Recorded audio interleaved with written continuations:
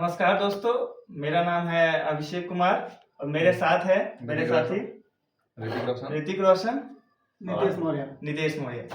तो हम सब छात्र हैं पीजी के और हम सब आज एक साथ आए हैं। ये बहुत अनप्लान्ड है, ये कोई इसमें हमने प्लानिंग पहले से नहीं किया है, बट हम लोगों ने सोचा कि क्यों ना जो अभी दुनिया में चल रही है प्रेजेंट टाइम में, Iran US war, Israel war, LPG का संकट या भारत का क्या किस तरीके से इसमें रोल हो सकता है, उस पर एक डिस्कशन किया जाए। क्योंकि देखिए हम सब रहते हैं हॉस्टल में और कहीं ना कहीं एलपीजी का संकट होने के कारण हमारे फूड्स पर भी बहुत असर पड़ा है। तो हम लोग सोच रहे हैं कि क्यों ना आज इस पर डिस्कशन किया जाए और देखते हैं क्या निकलता है। अर्ली स्टेज है, जो भी गलती हो माफ कीजिएगा। तो सबसे पहले हम लोग कुछ स्टार्ट करते हैं। हम लोग क्या स्टार्ट किया जाए? बिल्कुल बिल्कुल बिल्कुल। तो सबसे पहले बात करते हैं कि अगर प्रेजेंट कंडीशन देखें तो क्या लगता है आप लोगों को कि दुनिया अभी क्या चल रहा है दुनिया में? अब हम सिंपल क्वेश्चन, क्या चल रहा है दुनिया में अभी? बस जिसके पास शक्ति है वो अपने शक्ति का प्रदर्शन कर रहा है और जिसके पास नहीं है वो उसको झेलने का कोशिश कर रहा है। और यूएसए का ये पहले से नीति रहा है कि कभी न्यूक्लियर वेपन्स के नाम पर, कभी कुछ क्राइसिस के ऊपर, कुछ आतंकवाद के ऊपर, ऐसे अनेक देशों में घुस करके वहाँ पर न्यूट्रलिटी मैनेज करने के लिए और वहाँ पर वो अपने प्रभुत्व को स्थापित करने के लिए और उस देश में संविधान को लाने के लिए डेमोक्रेसी के नाम पर हर जगह जाता है और वहाँ पर अपना। वैसे मैं अनुरोध करूंगा अपने दोस्तों से थोड़ा जोर से बोले। प्रोफेशनल नहीं है, रिकॉर्डिंग उसमें सही से जाना चाहिए। ओके। तो ऐसे अगर नितेश भाई सही में देखा जाए कि या ऋतिक भाई कि जैसा अभी चल रहा है दुनिया में, मुझे तो ऐसा लगता है कि ये जो, क्या आपको लगता है कि अभी जिस तरीके से पूरा दुनिया एक दूसरे से जुड़ा हुआ है, दुनिया में कहीं भी कुछ होता है तो इफेक्ट सब देश को झेलना पड़ता है। हाँ, ग्लोबलाइजेशन के एज में तो झेलना ही पड़ेगा, इसलिए कि एक दूसरे से सब कनेक्टेड हैं और एक दूसरे पर सब निर्भर हैं। और सारा जो ये हम लोग एक दूसरे से व्यापार करते हैं, तो व्यापार के थ्रू हमारा भी सामान उनके यहाँ जाता है और उनका भी कुछ मटेरियल हमारे यहाँ आता है। और ऐसे देखा जाए तो इंडिया में एनर्जी के मामले में तो इंडिया उतना सफिशिएंट है नहीं, वो सारे उधर से ही लेते हैं, जैसे कि ईरान हो गया, यूएई हो गया, ये सब अभी युद्ध में शामिल होने का उस देश से स्टेट ऑफ हार्मोज जो अभी वहां पर ईरान जो उस पर कंट्रोल स्थापित कर चुका है, लेकिन वहां से नहीं तेल हम ले पा रहे हैं। देखे रहे हैं हमारे हालांकि अभी जो जिस तरीके से न्यूज आया है कि भारत के कुछ टैंकर्स को उन्होंने अलाउ किया, पर कहीं ना कहीं ये बात फिर वहीं अटकती है ना कि ठीक है एक दो टैंकर अलाउ हो गया, पर कब तक ऐसा चलेगा? जिस हिसाब से अभी सिचुएशन चल रहा है उस हिसाब से तो अभी न्यूट्रलिटी दिख नहीं रही है कुछ दिनों तक फिलहाल। अब देखते हैं आगे क्या होता है। जब तक अमेरिका और नाटो ये सब देश जब तक मिल करके वहां पर उसको न्यूट्रलिटी मैनेज ना करें और ईरान को न समझाएं और इस सिचुएशन को हैंडल ना करें, तब तक तो मेरे को कुछ न्यूट्रलिटी नहीं दिख रहा है अभी तक यहाँ पर। खाली बकैती होता है। हाँ, बकैती तो न्यूज वाले को देख लीजिए हमारे यहाँ तो मुझे याद आता है वो कह गए थे ना 2026 में दुनिया खत्म है, तो पक्का खत्म ही है। 2026 में दुनिया खत्म का आसार तो दिख रहा है, लक्षण दिख रहे हैं कि 2026 लेकिन अगर ऐसे नहीं बोला जा सकता है कि खत्म दिख रहा है। अमेरिका का तो नीति ही रहा है, इस बार ईरान पर किया वो ये सोचकर तो परफेक्टली नहीं किया था कि वो स्टेट ऑफ हार्मोज बंद कर देगा। वो तो बोल रहा था कि युद्ध मैं कुछ दिन में खत्म कर दूंगा। ईरान टिक गया, सरप्राइज था ईरान की तरफ से। हाँ, लेकिन ईरान टिक गया युद्ध में। और इजराइल और यूएसए मिलकर उसके कंपैरिजन में देखा जाए तो दोनों के पास इसके पास तो शक्ति ही नहीं है। तो अगर इस तरीके से देखा जाए नितेश भाई कि भारत अभी तक जैसा देख रहे हैं, भारत स्ट्रॉन्ग किसी का साइड ले नहीं रहा है। भारत को स्ट्रॉन्ग साइड लेना भी नहीं चाहिए, न्यूट्रलिटी मैनेज करना चाहिए। तो अगर और भी देशों की हम डिप्लोमेसी देखें, चाहे वो नाटो हो, चाहे यूरोपियन नेशन हो, और भारत की डिप्लोमेसी देखें, क्या लगता है कि क्या अभी हम उस सही दौर में हैं डिप्लोमेसी के कि नहीं हमें न्यूट्रल होना जरूरी है? या फिर अभी आपको लग रहा है कि किसी न किसी साइड को पकड़ने का समय आ चुका है? नहीं हाँ, अभी one second, one second. अगर हम किसी साइट को पकड़ते हैं तो हमारे हमारे लिए ये जरूरी होना चाहिए कि हमारी डिपेंडेंसी जिसे हम छोड़े, जिसके विरुद्ध हम खड़े हों, उस पर हमारी डिपेंडेंसी नहीं होनी चाहिए। बट हमारे साथ समस्या ये है कि हम हर चीज़ के लिए मैक्सिमम फॉरेन कंट्रीज पे डिपेंडेंसी है सही हमारी। बात। हमारी एनर्जी के लिए, ऑयल के लिए, वेपन्स के लिए, और क्या कह सकते हैं, जो हमारे फर्टिलाइजर्स आते हैं, इन सारी चीज़ों के लिए हम फॉरेन कंट्रीज पे डिपेंडेंट है। कितना भी कह लें हम आत्मनिर्भर है, बट है नहीं, और रियलिटी ये है। ये एक बहुत बड़ा बात है ऋतिक भाई कि भारत को न्यूट्रल रहना इसलिए भी जरूरी है सही में, क्योंकि भारत अभी बहुत ज्यादा डिपेंडेंट है। हम Depend- दुश्मनी किसी से नहीं ले सकते ना। भारत एनर्जी के लिए चाहे कतार हो, चाहे यूएसए हो, चाहे रशिया है, उस पर निर्भर है। वेपन्स के लिए रसिया, इजराइल, अमेरिका उस पर निर्भर है। इंपोर्ट्स के लिए चाइना पर निर्भर है। ठीक है, टेक्नोलॉजी के लिए यूएसए पर निर्भर है। तो कहीं ना कहीं अभी हम उस दौर पे नहीं है कि हम और मुझे लगता है कि जैसा अभी चल रहा है दोस्तों, जो आप लोगों ने भी नोटिस किया होगा कि जैसा अभी वर्ल्ड करंट का सिनेरियो चल रहा है, न्यूट्रल रहने में भारत को कहीं ना कहीं फायदा भी हो रहा है। बहुत, ये आज ही से नहीं, अगर हम पीछे से बात करें, वर्ल्ड वार से भी बात करें, तो न्यूट्रलिटी मैनेज करने वाले आगे रहे हैं ऑलवेज। इसलिए कि जो वर्ल्ड वॉर 2 में देखा जाए तो ये यूएई और ये सब यूरोपियन यूनियन के देश जो है, ब्रिटेन उटेन, ये सब युद्ध में उतरे थे। उसके पहले ब्रिटेन जो था विश्व शक्ति था। जैसे ही युद्ध हुआ दूसरा, उसको उस पर सेंक्शन ला दिया गया, और ये सारे युद्ध में जो जो कंट्री थे अभी पीछे ही देखने को मिलेंगे। जो देश इस समय न्यूट्रलिटी मैनेज करते हुए अगर चलता रहा, वो निश्चित है एक समय ग्लोबल पावर बन सकता है। इस कारण से कि वो युद्ध में इन्वॉल्व नहीं होगा तो जितने युद्ध में जो सामग्रियों की उपस्थिति को प्रेजेंट कराना होगा, और वहां पर सप्लाई दे सकता है। और सप्लाई के थ्रू किसी भी देश में अगर युद्ध होता है तो वहाँ के ये जो क्या बोलते हैं कि कंपनी वाले होते हैं और कॉर्पोरेट जो होते हैं, वो तो करते ही हैं, लेकिन डिमांड वहाँ पर ज्यादा बढ़ जाता है सर, और रोशन भाई, इकोनॉमिकल एक्टिविटी कम हो जाता है। इस चीज पे मेरा एक क्वेश्चन है।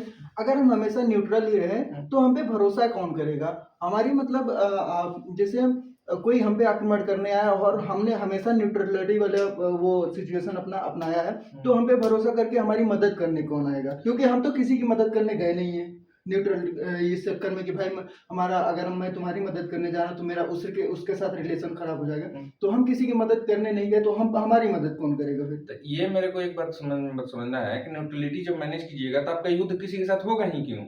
इसलिए कि आपने सभी के साथ न्यूट्रल एक ही पक्ष का व्यवहार किया है। और कहीं ना कहीं जैसे भाई का जो क्वेश्चन था, तो भारत के भी कहीं ना कहीं ऐसे देश हैं जिनके साथ भारत के रिश्ते उस तरीके से नहीं है, जो हमें पता है कि कहीं ना कहीं आगे जाके वो समस्या क्रिएट करेगी। चाइना और हो गया, जैसा आपको जो क्वेश्चन था कि न्यूट्रलिटी रहेंगे हम, तो हमें कौन हेल्प करेगा? तो मुझे लगता है कहीं ना कहीं जब हम न्यूट्रल रह रहे हैं, हम वॉर में इन्वॉल्व नहीं हो रहे हैं, तो हम वॉर का कॉज भी तो नहीं बन रहे हैं। और जब हम वॉर का कॉज नहीं बन रहे हैं किसी भी कंट्री के लिए, और जब हमारा किसी के साथ वॉर हो रहा है, तो उस कंट्री के पास या जो हमारे पास कहने के लिए वो है कि भाई आपके बीच जो युद्ध हो रहा था, और जो न्यूट्रल होता है कहीं ना कहीं मध्यस्थता कराने में उसका बहुत बड़ा हाथ होता है। इतने जो युद्ध हम देखे हैं, मध्यस्थता वही कंट्री करा पाता है जो कहीं ना कहीं न्यूट्रल है। तो हमारे लिए हम ऐसे नहीं कह सकते कि हमारे लिए कोई देश आगे नहीं आएगा, क्योंकि हम युद्ध में इन्वॉल्व नहीं हुए हैं। तो कहीं ना कहीं देश अलग भी, और जो और भी देश हैं उनका हमारे प्रति उस तरीके का व्यवहार है और आगे जाके होगा कि ये जो नेशन है कहीं ना कहीं, सबसे बड़ी बात क्या है ना, कोई भी देश उस नेशन का युद्ध लगवाना जरूर चाहेगी जिस नेशन का इस विश्व का फ्यूचर में बहुत बड़ा रोल प्ले होने वाला है। और भारत चाहे वो जेफ बेजोस ने भी कहा था कि 21st century is going to be the Indian century, क्योंकि भारत कहीं ना कहीं आने वाले समय में विश्व को लीड करने जा रहा है। करेगा। अगर किस पॉइंट पे आप ये कह सकते हो, मतलब आपके पास बेस क्या है? क्योंकि अगर आप देखिए मिडिल ईस्ट युद्ध में चल रहा है, यूरोपियन यूनियन और यूएसए में टकराव चल रहा है, पर कहीं ना कहीं भारत, अब इसी बीच में देखिए पिछले 2 साल 3 साल में भारत ने कितने FTA साइन किए। तो एक तरफ जो एक विश्व है, एक तबका है जो कहीं ना कहीं युद्ध में इन्वॉल्व है, और दूसरी तरफ हम हैं जो धीरे धीरे, हम ये नहीं कह रहे कि बहुत तेजी से, पर धीरे धीरे हम प्रोग्रेस के सीढ़ी पर हैं, हम रुके नहीं। और इसे देखा जाए तो सोलर एनर्जी के रूप में भारत भी अभी वर्ल्ड इंटरनेशनल सोलर अलायंस भी हमारे पास है, और उसमें पार्टिसिपेट भी कर रहा है, बढ़ चढ़कर हिस्सा भी ले रहा है। और सोलर एनर्जी है एफिशिएंट, बस उस लेवल पे एफिशिएंट नहीं है जितना पेट्रोलियम है। अगर उतना एफिशिएंट होता तो कितनी जल्दी ये मतलब उसको उस एनर्जी सेक्टर में आ गया होता। बट लेकिन धीरे धीरे धीरे धीरे धीरे धीरे जा रहा है। बट मुझे नहीं लगता कि सोलर एनर्जी इतनी मात्रा में एफिशिएंट है कि वो उसकी कमी भर पाएगी। नहीं, देखिए इसका कोई बेटर अल्टरनेटिव चाहिए ना एनर्जी का। ये बेटर अल्टरनेटिव तो नहीं है अभी सिनेरियो में देखा जाए तो नहीं है। लेकिन जहाँ पर बोलते हैं ना कि ज्यादा ना हो सके लेकिन थोड़ा भी होता है ना तो अच्छा होता है कभी कभी। लाइक देखिए ये जो चाइना है, चाइना पे उसके पास ऑयल तो उतना रिजर्व नहीं है। वो क्या कर रहा है कि उसका जो लगभग 50% जो भी गाड़ियां चल रही है सारी की सारी इलेक्ट्रिसिटी बेस्ड चल रही है। तो उस पे डिपेंडेंसी एक तरीके से कम हुई ना उसकी। फॉरेन पे मतलब अगर कोई बाहर से ऑयल नहीं दे रहा तो डिपेंडेंसी कम हुई ना। और उसका भारत से बहुत बड़ा रिजर्व है, वो अपना रिजर्व बना के रखा है कि मतलब हाँ इतने दिन के लिए 6 महीने के लिए नहीं मिलेगा तो भी उसका काम चल जाएगा करके। तो वो अपने इकोनॉमिक जो उसका वहाँ का है अगर देखा जाए तो भारत के कंपैरिजन में वो आगे है, बहुत आगे है। और अभी हमारे पास उतना रिसोर्स भी नहीं है और इकोनॉमी भी नहीं है कि हम उतना बड़ा स्टोरेज बना पाए। बात सही है, पर वही बात है कि हम उस तरफ हम कदम धीरे धीरे रख रहे हैं, अपनी चीजों को मॉडिफाई कर रहे हैं। और एक और बहुत इंपॉर्टेंट क्वेश्चन जो अभी की न्यूज में चर्चा चला है कि एक तो लॉकडाउन का सिचुएशन था, एक डिमोनेटाइजेशन की सिचुएशन था जब भारत को जनता को लाइन में लगना पड़ा, और अब एक एलपीजी संकट है। क्योंकि एलपीजी हर घर में पहुंचाने का मोदी जी ने किया है उज्ज्वला योजना के तहत। तो अब अगर हर घर में पहुंचा है तो संकट भी हर घर को इम्पैक्ट करेगा, है ना। इसलिए कि लोग उभर के आए थे गोईठा से खाना बनाने से उभर करके, लकड़ी से उठ करके, कोयला से उठ करके, अब गैस पर आए थे। अब तो इस सिनेरियो में फिर वो पुराने आइडिया को अपनाएंगे, उधर में भागेंगे। तो अडॉप्ट हो चुके हैं कि हाँ भाई ये थोड़ा आराम करता है, चूल्हा नहीं फूकना पड़ता है करके। दोस्तों हमारे हॉस्टल्स में हम रहते हैं, हमारे यहाँ पे गर्ल्स हॉस्टल है, उनको भी रोटी नहीं मिल रही है। उसके टेंशन से दिक्कत तो है नहीं, लेकिन हम लोग एलपीजी के संकट के कारण हम लोगों को यहाँ पर जो सब्जी है उसका आलू सही से आलू गल नहीं पा रहा है क्योंकि एलपीजी का संकट है। और ये सब चलिए मजाक की बातें हैं, पर अगर हम टॉपिक पर डिस्कस करें तो क्या लगता है कि भारत को अब एलपीजी की अल्टरनेटिव के रूप में क्या देखना चाहिए, किस और हमें और कदम बढ़ाना चाहिए, हम एलपीजी पर डिपेंडेंसी कब कर सकें? अभी फिलहाल तो कोई ऐसा दिख नहीं रहा है कि एलपीजी को छोड़ करके हम कहीं जाएं। दिख भी रहा है तो ये मेट्रोपॉलिटन सिटी के लिए दिख रहा है, और कुछ जो इंडक्शन जैसे ऑप्शन हो सकते हैं जहाँ पर अभी इलेक्ट्रिसिटी पूरी तरह से जा चुकी है, मतलब पहुंच चुकी है उसके लिए। लेकिन अभी तो हमारे जहाँ से हम बिलोंग करते हैं वहां पर देखा जाए तो ऐसे भी कुछ गांव है वहां पर तो अभी तक इलेक्ट्रिसिटी नहीं पहुंची है। तो कहाँ से इंडक्शन बनेगा? तो वहां पर कहाँ से इंडक्शन, और वहां पर ये जो गैस चूल्हा ये चुप्पा भी था तो वो उस पर कुछ हद तक वो अच्छा महसूस कर रहे थे, बना रहे थे खाना वाना। लेकिन अभी जहाँ पर नहीं पहुंचा है उसको लेकर के फिर एक हमारे मित्र हैं दोस्तों बीच में चीट दे रहे हैं कि देखो देख के बोलो। तो वहीं की अभी नहीं पहुंचा है, लेकिन अभी मेट्रोपॉलिटन सिटी के लिए है पाइपलाइन जो नेचुरल गैस जो सप्लाई होता है उसको लेकर के कुछ चलाया जा सकता है, इंडक्शन को लेकर के यूज किया जा सकता है। और जहाँ पर जैसे राजस्थान जैसे हमारे जो क्या बोलते हैं कि राज्य है वहां पर हम ये कुकर जो होता है सोलर कुकर जैसे परिस्थितियों पर जा सकते हैं। और फिर लेकिन ऐसा दिख नहीं रहा सिनेरियो। पर वही बात है कि भारत की जितनी जनसंख्या है उतनी जनसंख्या की पूर्ति करने के लिए अभी उस लेवल में हमारे पास नहीं है। हालांकि बायोगैस पर काम हो रहा है, मीथेन पर काम हो रहा है, हाइड्रोजन गैस पर काम हो रहा है, और कहीं ना कहीं ये चीजें सब होती रहेगी। तो ये जरूरी भी है, रिसर्च होना जरूरी भी है। बट जिस लेवल का हमारा साइज है, नॉट फिजिकली बट जो पॉपुलेशन हमारा जिस तरीके से साइज है उतने लोगों का मतलब पालन पोषण करना तो बहुत ही टफ काम है। लेकिन ये जो बायोगैस है ना मेरे घर पे लगी हुई है तो मतलब है कि तो आप बताइए, सही से बता सकते हैं बायोगैस का क्या उसके बारे में कैसे उसको इंट्रोड्यूस करा सकते हैं। हम लोग उतना उसके बारे में अवगत नहीं है, अगर जिनको जानकारी ना हो आप बता सकते हैं कि कैसे बायोगैस का होगा। वैसे हमारे पास ऑडियंस से भी एक क्वेश्चन आया है, हम इसको बाद में रखेंगे, पहले हम भाई साहब का बायोगैस का वो बता दीजिए उसके बारे में। जैसे बायोगैस को जो हमारे घर पे लगा हुआ है, मैं चाहता हूँ आप ना बायोगैस को सिंपल टर्म में तोड़ के बताएं कि बायोगैस क्या है, बेसिकली क्या है, उस कितनी लागत लगती है, किस तरीके से उसका यूज होता है, और उसका क्या फ्यूचर आपको मतलब उसका मतलब फ्यूचर क्या दिख रहा है, उसका क्या है भारत के सापेक्ष में उसका क्या उपयोग किया जा सकता है, कितना वो efficient पहले है? आते हैं पहले क्वेश्चन पे कि बायोगैस क्या है। हम्म, तो बायोगैस कुछ नहीं, बस मतलब गोबर गैस जो हमारे यहाँ बहुत पहले से चलती हुई आ रही है, गोबर गैस ही है। बट ट्रेडिशनल मेथड में जो बहुत पहले क्या होता था कि उसे मतलब एक टैंक गड्ढा खोदते थे, उसमें गोबर भरते थे, फिर वहां से पाइप ले जाके अपने घरों में यूज करते थे, किचन के मतलब जलाने के लिए किचन में यूज करते थे। तो अभी क्या हो रहा है कि वही जो टैंक खोदते थे उसकी जगह पे हमने एक बड़ा सा प्लास्टिक बैग लगा दिया है। वो काफी बड़ा प्लास्टिक बैग, जैसे लगभग 10 मीटर लंबा, 10 फुट, हाँ लगभग 10 फुट 12 फुट लंबा प्लास्टिक बैग रहेगा और 5-6 फुट मोटा मतलब चौड़ा रहेगा। तो वो प्लास्टिक बैग में एक गोबर डालने के लिए पाइप रहेगी, एक गोबर निकालने के लिए पाइप रहेगी। तो जो गोबर डालने के लिए पाइप रहती है उसमें हम गोबर और पानी का मिक्सचर डाल देते हैं। वो लगभग 20 से 25 केजी गोबर रहता है, या समथिंग 30 केजी के आसपास गोबर से रहता है। तो उस मतलब 30 केजी गोबर दिन में हम एक बार डाल देंगे, तो उससे हमें लगभग दिन में लगभग 4 घंटे की गैस मिल जाती है। सुबह 2 घंटे, शाम 2 घंटे, 4 घंटे हम लगातार गैस चला सकते हैं उससे। और ऐसी नहीं, थोड़ी बहुत गैस, अच्छी खासी मात्रा में गैस हमें अवेलेबल हो जाती है। तो मतलब ये मेरे घर पे चल रहा है, तो मैं ये कह सकता हूँ कि हाँ, ये चीज़ें सक्सेसफुल हैं। बट अब बात हो गई कि हम इसे फैला कैसे सकते हैं, एक्सपेंड कैसे कर सकते हैं। तो एक्सपेंड करने के लिए कई सारी वो काम कर रही हैं, क्या मतलब संस्थाएं काम कर रही हैं एक्सपेंड करने के लिए। तो मेरे घर पे जो लगा हुआ था वो टाटा इंस्टीट्यूट करके एक संस्था है, टाटा के थ्रू लगा हुआ था। तो हम उसके लिए रेगुलर लगभग 1 साल या शायद 1.5 साल तक हजार रुपए करके उसके लिए पैसा दिए थे। तो वो छूट में आया था, मतलब 1.5 साल तक हम लोगों ने हजार पर मंथ दिया था, देन हमारा वो फ्री हो गया टोटल। तो ऐसे हमारे घर पे इंस्टॉल हुआ था वो, और सक्सेसफुल भी है, मतलब अभी तक कोई दिक्कत नहीं है। छोटी मोटी दिक्कत आती तो है, उससे कोई दिक्कत नहीं है। कितना कितना घंटा तक चलाया जा सकता है, कितना केजी गोबर लगाने पर?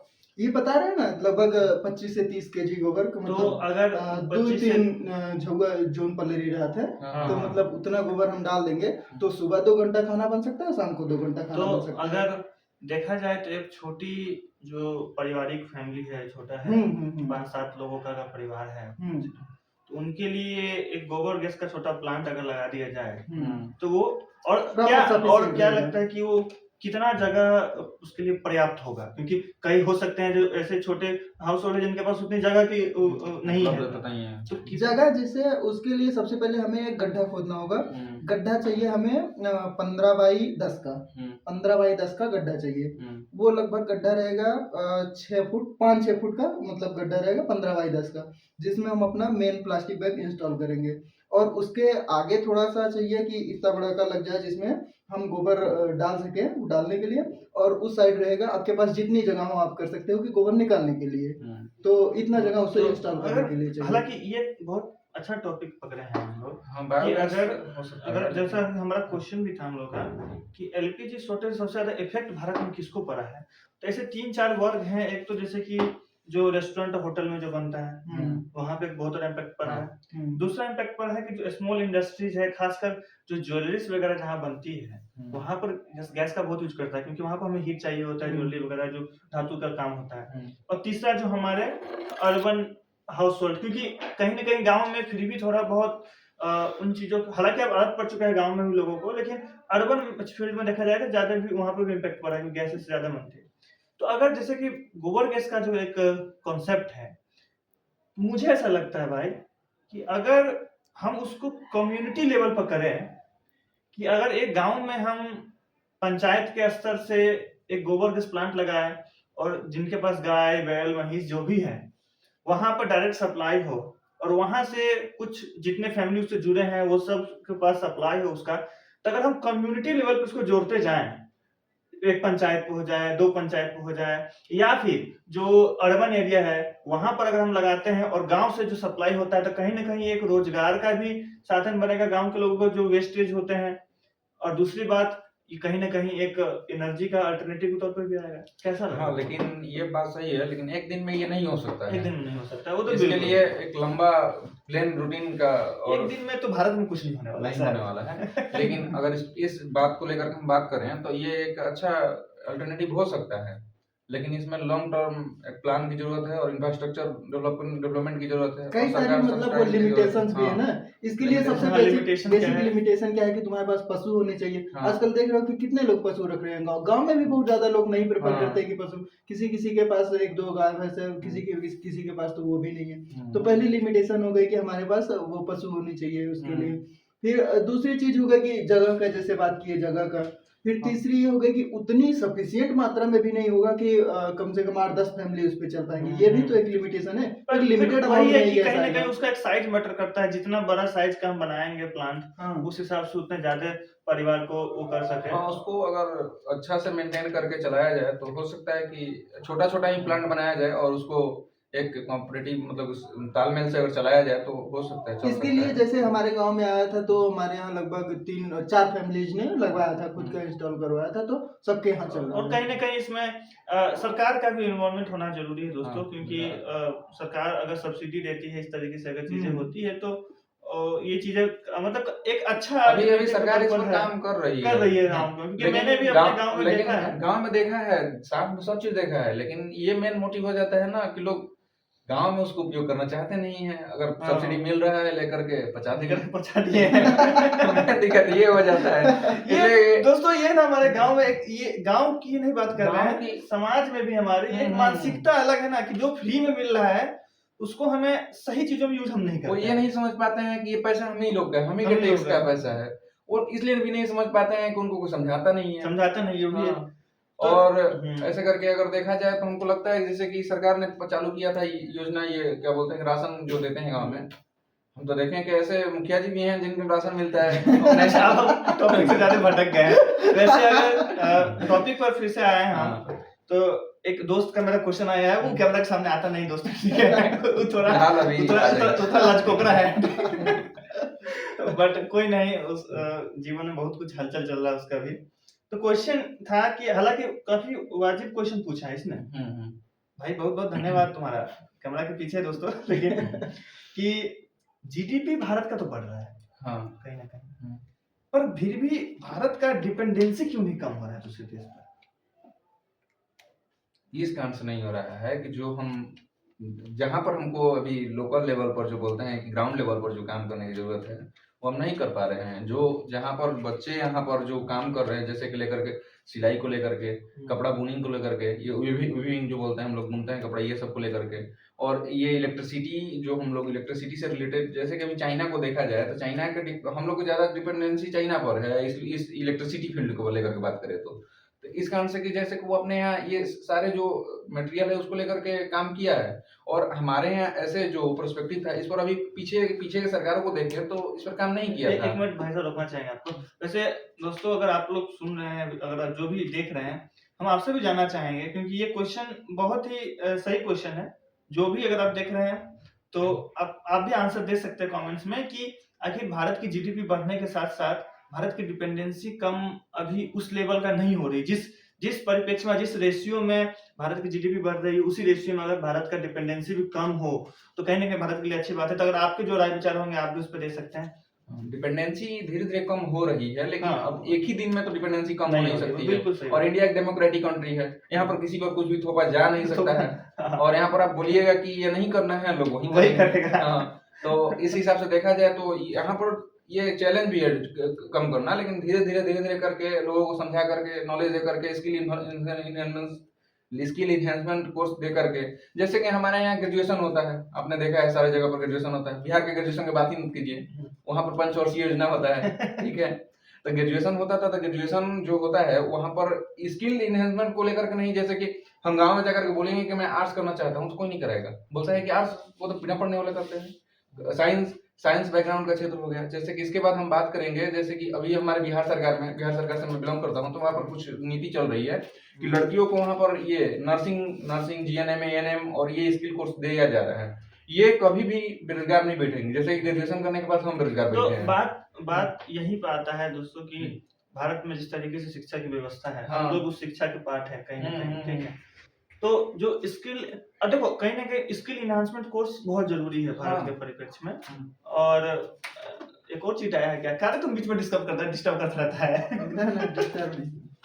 ये जीडीपी वाले लाइक इस टॉपिक पे मैं कुछ कहना चाहूंगा कि जीडीपी आप ऐसे नहीं कह सकते कि भारत की जीडीपी इतना बढ़ रहा है। जीडीपी में सबसे ज्यादा दिक्कत मुझे क्या लगती है कि कुछ एक विशेष लोग का वो इनकम बढ़ रहा है, कुछ मतलब डिफरेंस बहुत ज्यादा है जीडीपी में। देखिए तो नहीं, यही क्या इस कह पे सकते हैं उसे? इस पे एक सही से डिस्कस करना जरूरी है, बट हम ये बस एक क्वेश्चन इंट्रोड्यूस करना चाहते थे ऑडियंस के सामने। हालांकि इस पे बाद में चर्चा करेंगे। अभी जो हमारा टॉपिक था एलपीजी की संकट या जो भी है, तो उस पे मैं लास्ट में, क्योंकि ज्यादा लंबा नहीं करना चाहूंगा दोस्तों, इसका मैं सेकंड पार्ट लाऊंगा। आज पहली बार हम लोग टॉपिक एक क्या था? हम लोग टॉपिक कुछ और था, भटक कुछ और गए। विद्यार्थी जीवन है दोस्तों। टॉपिक सब जुड़ा हुआ है। आप ग्लोबलाइजेशन के बात कर दिए हैं, ये सही बात है। एलपीजी के बात कर दिए, ये सब क्राइसिस सब लोगों से जुड़ा हुआ है। तो इसमें ये हम जीडीपी लोग- ओडीपी सब अलग चीज तो नहीं है, तो ये हम सब लोग एक ही है। कोशिश कर रहे हैं कि अभी एक शॉर्ट रखें थोड़ा सा, इस पे और डीप में हम लोग बात करेंगे। अभी हम चाहते हैं कि खुद को इंट्रोड्यूस करें आप लोगों के सामने। तो लास्ट में निष्कर्ष यही निकलता है दोस्तों कि भारत की न्यूट्रलिटी कहीं ना कहीं भारत के लिए फायदेमंद अभी साबित हो रही है, तत्काल सिचुएशन के हिसाब से देखा जाए तो। और दुनिया जिस तरीके से सिचुएशन में अभी है, हम तो यही चाहते हैं कि ये जो इतनी एजेंसियां बनी, इंटरनेशनल एजेंसियां, यूएनओ हो गई, वर्ल्ड ट्रेड ऑर्गेनाइजेशन, जो भी है, जो कि इसी मुद्दे पे बनी थी कि तीसरा विश्व युद्ध नहीं होने वाला है। उद्देश्य ही उनका लेकिन था, उद्देश्य यही वही था, पर कहीं ना कहीं वो सब अब विफल होता दिख रहा है। विफल होता ही दिखेगा वो, इस कारण से कि जब तक सभी को एक समान, देखिए समान एक क्या बोलते हैं कि मंच प्रोवाइड कर दिए हैं और सबको समान उसमें अधिकार दे नहीं रहे हैं। अब एक व्यक्ति बोलेगा तो सब चुप थोड़ा और कहीं ना कहीं वो सारी एजेंसियां दोस्तों हम सब जानते हैं किनके द्वारा कंट्रोल है। तो ये लास्ट हम प्रतिक्रिया चाहते हैं आप सबसे, हालांकि कोई वो तो नहीं हो रहा है, कि लास्ट में एक सजेशन मैं चाहता हूं आप लोगों से, अभी करंट के सिचुएशन के हिसाब से दोनों से भी क्या एक सजेशन भारत के लिए, भारत के फ्यूचर के लिए इस सिचुएशन में बेटर एक न्यूट्रलिटी मैनेज करे, न्यूट्रलिटी जितना मैनेज कर सकता है वो करे। अपने ईरान से बात करे कि मेरे जहाज को, जैसे कि चाइना अपने न्यूट्रलिटी को मेंटेन करते हुए, वो चाइना तो न्यूट्रल नहीं है लेकिन फिर भी वो वहां पर अपने जहाज को निकाल ले रहा है, मतलब कहने का तेल और चल रही है टैंकर नितेश को। भाई आपके हिसाब से करंट सिचुएशन में सबसे ज्यादा समस्या का जो मतलब ग्राउंड लेवल पे जो जहाँ लोगों को हो रही है, तो वहाँ पे हम ग्राउंड लेवल पे लोगों को मतलब एलपीजी जो प्रोवाइड करा रहे हैं उसे अच्छे से मैनेज करें, घूसखोरी ना करें एलपीजी प्रोवाइड में। मुंह नीचे करिए, अच्छा, वीडियो नहीं आ रहा है। हाँ, मतलब कि जैसे अभी बहुत सारा जैसे स्कार्सिटी हुई तो सबने स्टोर करके रख लिया कि भाई हाँ, मैं महंगा करूंगा, वो नहीं होना चाहिए। स्कार्सिटी बहुत ज्यादा हो क्योंकि गई, इस चक्कर में हमें मिल भी दोस्तों नहीं हम लोग रहा। एक समाज में रहते हैं, जब संकट की स्थिति आती है तो हम लोग को समझना चाहिए कि हम एक समाज के हिस्से के तौर पर हमें एक समाज को देखना चाहिए, कंट्री को देखना चाहिए, ना कि हमें अपने व्यक्तिगत निजी जो मतलब जरूरतें हैं उनको पूर्ति करने के लिए। और हमें हमेशा ये इस आपदा को अवसर के तौर पर नहीं देखना चाहिए। सबसे मुझे बड़ी लगता दिक्कत है यही है। आपदा को आपदा के तौर पर देखें और इसकी सोल्यूशन के पर हम लोग ज्यादा डिस्कस करें, इसको अपना एक वो ग्रीडी नेचर की तरह वो हमें स्टोरेज नहीं करना चाहिए जितना हो सके। जैसे गांधी ने बोला था कि हमारे पास सफिशिएंट सभी के लिए है लेकिन ग्रीडी पर्सन के लिए नहीं है हमारे हाँ, पास। वो गांधी जी ने कहा था Quotation कि वी दिया have enough resources to feed the need of the people but not the greed of the people. तो इसी कोट पर हम लोग इसको बंद करते हैं। बहुत बहुत धन्यवाद दोस्तों, मिलते हैं नेक्स्ट एपिसोड में। नेक्स्ट एपिसोड में।